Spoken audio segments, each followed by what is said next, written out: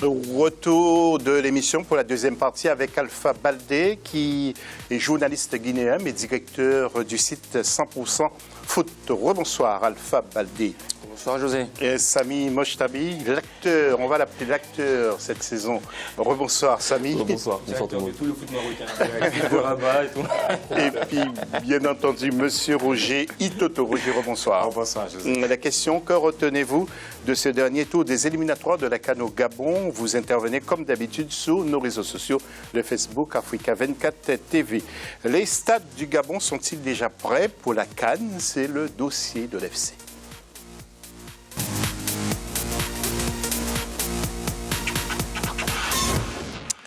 Et avant les commentaires sur le plateau, nous allons faire une synthèse. Les 16 qualifiés pour la CAN 2017 sont connus, donc pour le Gabon. Et je vous le disais, nous allons voir tout cela en attendant que, donc, le tirage au sort qui est prévu le 19 octobre prochain à Libreville au Gabon. Voyons tout cela avec Idlet et Mirabel Bissou. Les 16 qualifiés pour cette édition au Gabon sont connus. Il s'agit de l'Algérie, du Burkina Faso, du Cameroun, de la Côte d'Ivoire, de l'Égypte, du Gabon, du Ghana, de la Guinée-Bissau, qui sera à sa première participation, du Mali, du Maroc, de l'Ouganda, de la RDC, du Sénégal, qui a réalisé la meilleure performance de ses éliminatoires en remportant tous ses matchs, du Togo, de la Tunisie et du Zimbabwe. Les éliminatoires de la CAN ont prouvé que la compétition était difficile à tous les niveaux. Même si on s'appelle la Côte d'Ivoire, on peut avoir du mal à se qualifier, puisqu'on l'a vu, les éléphants ont véritablement eu du mal à se qualifier. Ailleurs, je crois que tous les gros quasiment ont bien tenu leur place. Si je veux parler de l'Algérie, par exemple, qui était déjà qualifiée avant même cette dernière journée. Le Cameroun également, qui a quasiment survolé son groupe de qualification. Le Maroc aussi. Pendant 15 mois d'éliminatoires, les rencontres se sont succédées sans jamais se ressembler. Certains géants du continent comme le Nigeria ne verront pas le Gabon. Jusqu'au 4 septembre 2016, il restait 5 places à prendre pour la CAN 2017. Tout a commencé avec les Burkinabés et les Ougandais. Les étalons ont fini premiers du groupe D grâce à une victoire sur les Botswanais 2-1. Les Ougandais ont pris la seconde place avec 13 points et se sont qualifiés pour le Gabon. Les surprises, je dirais tout simplement, je prendrai l'exemple d'abord du Togo. Bravo au football togolais qui a été longtemps déchiré par des crises au niveau de l'instance fêtière, mais qui revient là pour quand même démontrer qu'on peut sortir d'une crise et aller décrocher une qualification. Je dis également bravo surtout à l'Ouganda, pratiquement plus d'une trentaine d'années, qui revient sur l'échiquier du football africain. Qu'est-ce qui a manqué aux écureuils? Je dirais tout simplement que c'est le niveau. Il ne suffit pas de bien jouer les matchs intermédiaires. Il suffit de bien jouer le début, le milieu et également la fin. Et à la fin, on n'a pas vu les écueils. Dans le groupe A, la Tunisie s'en est sortie avec 13 points, suivi du Togo 11 points. Le Sénégal affiche le carton plein avec 18 points dans le groupe K. L'Algérie domine le groupe J avec 16 points. La Côte d'Ivoire se qualifie avec 6 points. Le Ghana assure ses 14 points dans le groupe H, tout comme le Cameroun dans le groupe M. Dans le même temps, le Maroc affiche presque complet dans le groupe F avec 16 points, comme le Mali dans le groupe C. Les 16 qualifiés pour la CAN 2017 au Gabon sont connus. Rendez-vous le 19 octobre 2016 à Libreville pour le tirage au sort. Voilà, nous allons retrouver Joseph-Antoine Bell maintenant, mais en 2 mots, je voudrais que vous me répondiez rapidement en 2 mots, Alpha Baldé. Est-ce que c'est Luis Fernandez qui a éliminé la Guinée-Conakry? Ce serait un raccourci de faire ça, non? Je pense que non. Je pense qu'il a sa responsabilité, comme les autorités, comme beaucoup de personnes, comme les joueurs également, qui n'ont pas été là. Je pense que les torts et les responsabilités doivent être partagés. Chacun doit se dire la vérité. On ne peut pas s'arrêter qu'à Luis Fernandez. Il a été choisi, c'est pas parachuté en Guinée. Comme il a dit, il n'a pas demandé la Guinée.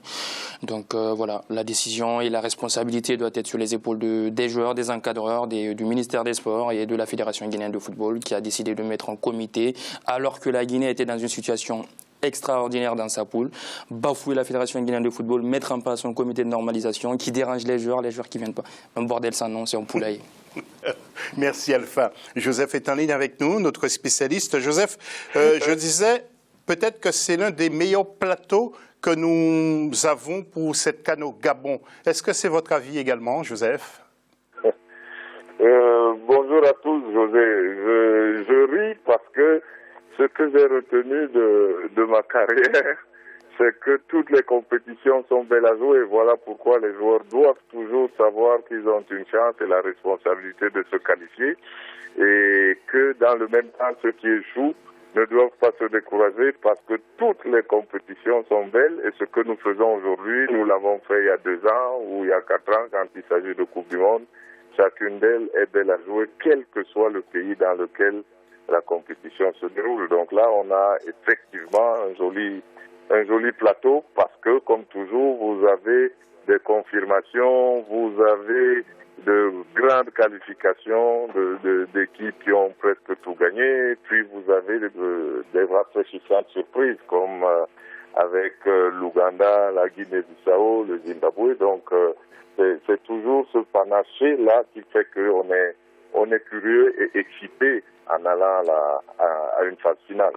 Oui, alors, Joseph, vous savez que beaucoup de travail attend l'équipe des sports de la chaîne Africa 24, car il y a 2 compétitions, la CAN féminine, donc cette année au Cameroun, et puis la CAN masculine au Gabon. Alors, Joseph, que préconisez-vous, que souhaitez-vous justement pour cette CAN au Gabon, car tous les yeux du monde seront portés sur cette compétition aujourd'hui, hein, car toutes les télévisions se déplacent maintenant lorsqu'il y a la CAN. Mais vous savez, vous avez parlé de la CAN féminine. Effectivement, la CAN féminine va se dérouler au Cameroun. Moi, je conseille à la chaîne et même aux autres. Dès qu'on vient au Cameroun pour la CAN féminine, on y reste pour sauter après au Gabon. C'est juste à côté. Et pour la CAN au Gabon, évidemment, comme c'est les masculins, tout le monde est encore plus excité.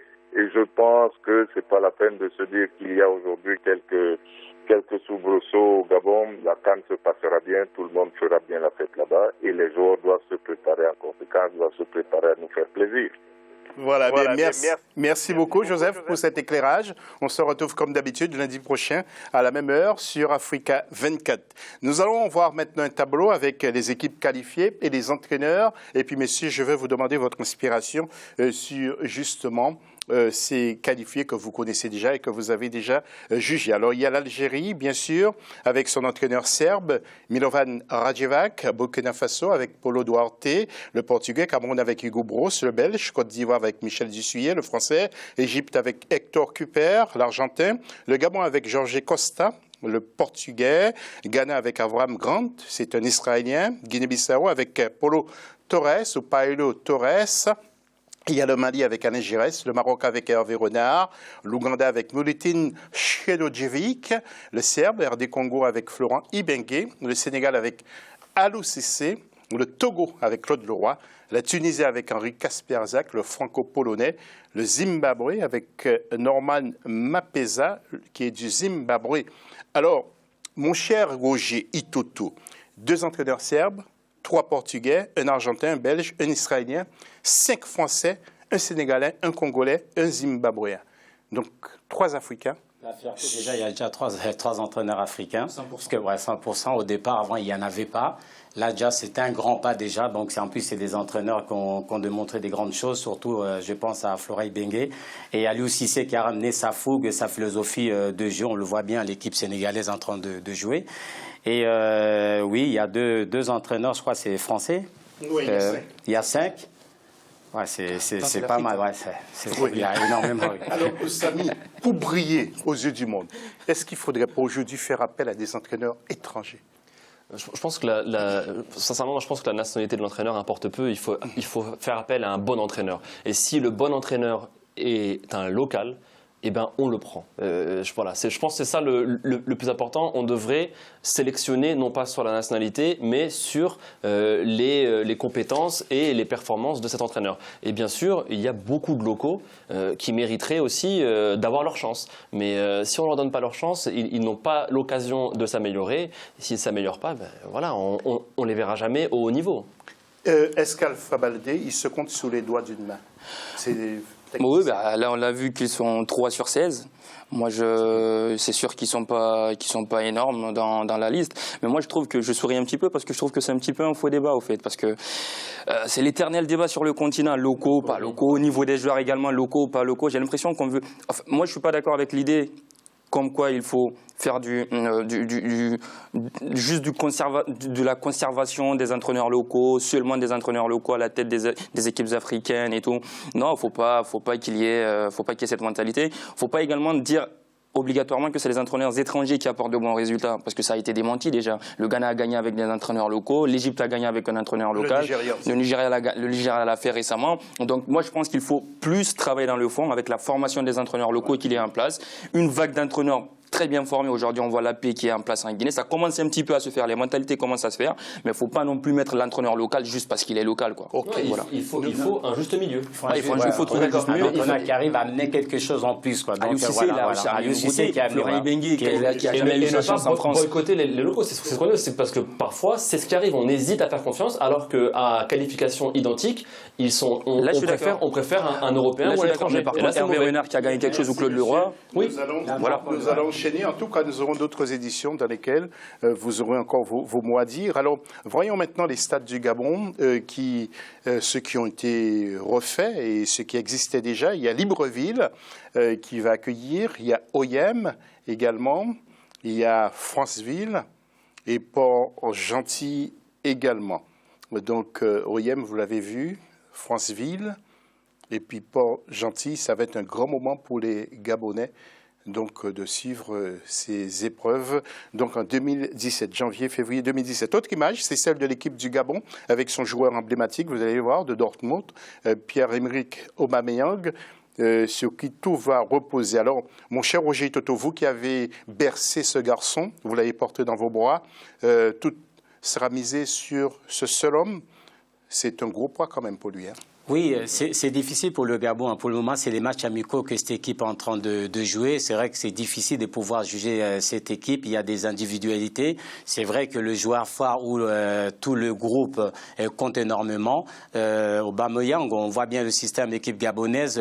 Dès qu'il récupère le ballon par les appels, la vitesse d'Aubameyang, on le sait de glisser le ballon. Mais je reste sur ma faim parce que je ne sais pas réellement ce que vaut vraiment cette équipe gabonaise. Parce que ce n'est pas évident de faire que des matchs amicaux. Parce qu'on ne peut pas encore le juger. Vous avez bien vu, et je suis vraiment d'accord avec vous, on ne peut pas juger cette équipe gabonaise pour l'instant. Alors, une autre image, c'est le manager du Gabon. Je ne sais pas si Samy l'a connu, c'est Jorge Costa, quand il était joueur aussi au FC Porto, je crois. Hein. Un joueur dur, oui. Ouais, joueur très dur. Très dur, mais très professionnel. Ce qu'on lui reproche d'ailleurs dans son jeu au Gabon un petit peu, qui est un petit peu trop solide, moins fluide devant, et basé que sur la vitesse de pointe d'Aubameyang. Après, est-ce qu'ils peuvent faire plus? Pour moi, c'est ce qui m'inquiète avec cette équipe du Gabon, c'est que contrairement à d'autres sélections qui sont basées aussi sur un joueur comme Eto'o avec le Cameroun ou Drogba avec la Côte d'Ivoire, derrière, les soldats avaient un certain niveau. Au Gabon, bon, allez, vous allez me sortir Ndong peut-être, mais derrière, le reste de l'effectif, c'est 23 joueurs. Et si Aubameyang se blesse, on a l'impression qu'on déshabille cette équipe du Gabon. Je ne sais pas si Aubameyang se blesse. Déjà, il a du mal à confirmer dans les CAN. En 2015, moi, j'avais une confiance énorme sur lui. Je misais sur lui beaucoup pour devenir peut-être le meilleur joueur de la CAN ou porter quand même le Gabon jusqu'à un certain niveau. On a vu qu'il s'est éteint en cours de route. Il a marqué. Après, il n'arrivait plus à trouver la solution parce que jouer en profondeur dans des championnats où le football va vite, où c'est ouvert, c'est possible, comme en Allemagne ou en Angleterre. Mais en Afrique, où tout est très tactique et très physique, beaucoup rigide, c'est très difficile de trouver les espaces lorsque vous jouez face à certaines équipes. Et là, Aubameyang n'est pas très habitué à ce football-là. On l'a vu, il a beaucoup souffert en Italie quand il est parti au Milan AC. Il a beaucoup souffert également en France quand il était avec Monaco. Enfin, c'était pas ses championnats préférés. Mais et on a même l'impression, Alpha, que le terrain est plus petit. C'est juste que l'occupation rationnelle. Je laisse le professionnel parler. L'occupation rationnelle. Non, je laisse Toto parler. Je dis juste que l'occupation rationnelle du terrain quand tu joues une Coupe d'Afrique des Nations et quand tu joues sur des terrains beaucoup plus des billards de football pratiquement, où la philosophie de jeu, c'est attaquer pour essayer de marquer un but de plus que l'adversaire, alors que nous, on a un petit peu la mentalité franchouillarde qui est de ne pas prendre de but plus tôt, donc aller jusqu'en prolongation et pourquoi pas les tirs au but. C'est pas facile pour un joueur comme Aubameyang. J'ai en deux mots parce que là, il va jouer contre des défenseurs, donc une défense bien regroupée. Et bien là, ça va être marquage comme il n'a jamais vu. Donc c'est un joueur qui est là pour marquer, mais à force de mettre des coups de coups. Et en plus, quand il part avec sa vitesse, derrière, ça a du mal à suivre. Donc il est souvent seul. Avec 3-4 défenseurs, ça ne va pas être évident. Merci. Vous avez vu le geste Roger Toto? Roger Toto, il mettait des coups comme ça lorsqu'il était joueur. Ben Idrissa Dermé, 34 ans, il était footballeur de l'AJ Bikouglia en Corse. en France et disputé un match de Coupe de France contre le club de Furiani pendant le week-end du 10 et 11 septembre. Il a été victime d'une crise cardiaque quelques instants avant la fin de la rencontre qui se jouait sur le stade Paul Tamburini. Et malgré l'arrivée rapide des sauveteurs, il n'a pas pu être ramené à la vie. Ben Idrissa Dermé avait porté à 4 reprises le maillot de la sélection du Burkina Faso. Les condoléances de la chaîne Africa 24 à toute la famille. Fin de la deuxième partie de l'émission. On se retrouve tout à l'heure pour parler du football international. À tout de suite.